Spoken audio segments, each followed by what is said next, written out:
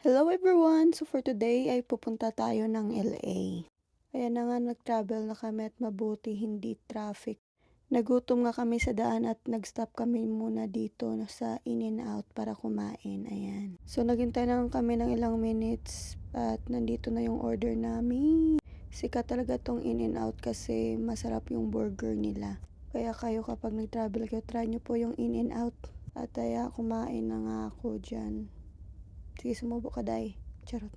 So, ayan na nga, kakagising ko lang dyan at binigyan ako ng asawa ko ng kape tapos naubos ko na agad. So, nag-decide ako na magtimpla ulit. Ayan. Minsan kasi may time talaga na masasarapan ka sa kape kaya iinom ka ulit. Coffee lover talaga ako kaya minsan nakakadalawa or tatlo ako sa isang araw. Bali, dalawa sa umaga tapos sa hapon. Gusto ko rin magkape kaya minsan tatlo, ganun. Tapos required talaga yun pag nagkakape ka, nakatulala ka na lang, ganun.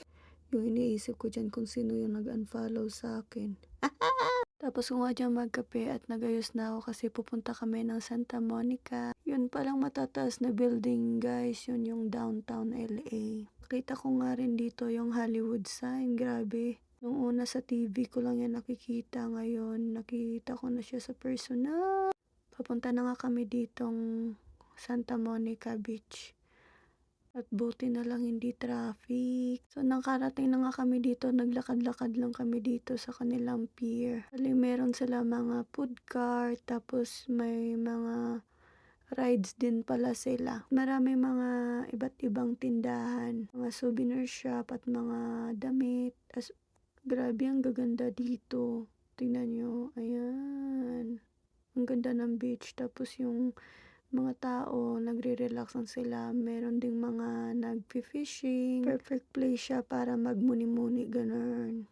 Sabi ko nga, babalik kami dito at mangingisda. Akala nga namin dyan may makikita kami mga surfer. Kaso sa ibang banda pala sila nagsisurf. Diyan nasa malayong area sila pero kita pa rin namin sila. Ang saya-saya ko nga dyan kasi nakakita naman ako ulit ng dagat. Matagal-tagal na rin na nakadagat ako.